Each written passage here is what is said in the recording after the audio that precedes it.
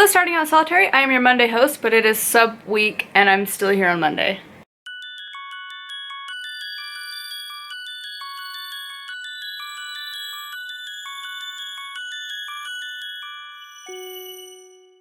So this week we are talking about Lammas/Lughnasadh and how we celebrate it in our own practice.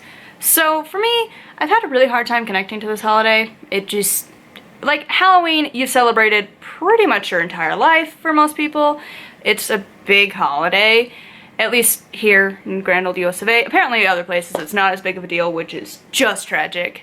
It is the best time of the year. So Halloween, you've got that Samhain undertone, and for Christmas, the Yule undertone. But the harvest, not as much. Because see, when I think of harvest, I think of like Thanksgiving. I do not think of it in August.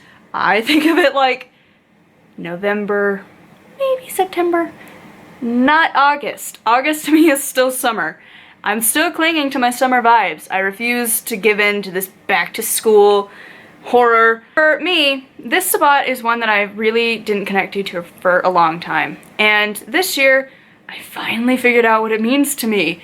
Because I have this thing where I adapt the Sabbats to kind of match where I live. Because, you don't start planting things at like Ostara. It's gonna snow, it's gonna freeze, and you're gonna die. Like, your plants, they're not gonna live. You plant June. Maybe May, but it can still snow and freeze and suck. So June. Not March? That's still kind of winter. So I've adapted the Sabbats to match where I live. So if you don't know, this Sabbat is heavily influenced by the god Lugh. And I think he's Irish, and his sort of deal is he's the craftsman. He learned in his myths all of these different trades, like blacksmith, sewing, like everything ever. He basically learned it because that's just who he is. And I started to apply that idea into my own life and into my practice this year specifically.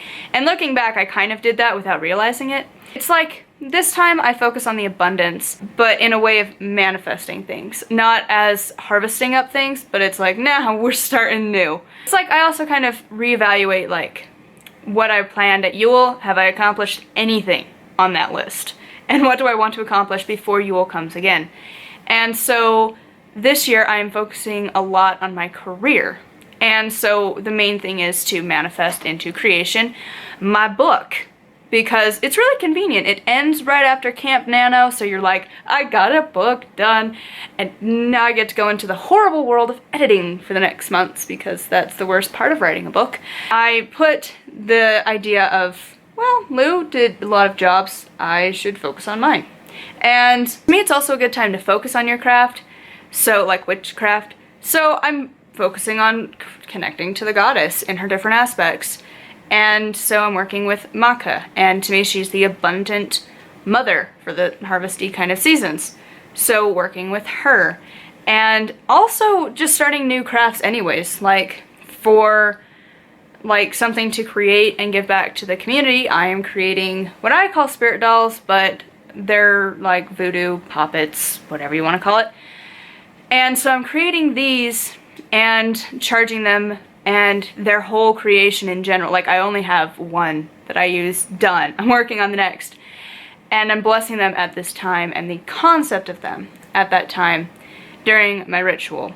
And also, it's just another, like, any Sabbat is a great time if you need to manifest something really big into your life. And to me, it's not like an item, but like a mindset. So like confidence or happiness or something. Like, it's a great time to start to manifest things because, I mean, it's still summer. You still got time like any of the spots really though, you could start a new thing because it's a new turning of the wheel. So that's sort of just what I'm doing for this Sabbat. Again, I had a long time of not connecting, so I'm just really focusing on my career right now with this Sabbat. So yeah, let me know what you do for this Sabbat down below. Thank you so much for watching, and until next Monday, I will see you all later. So thank you for watching, and blessed be.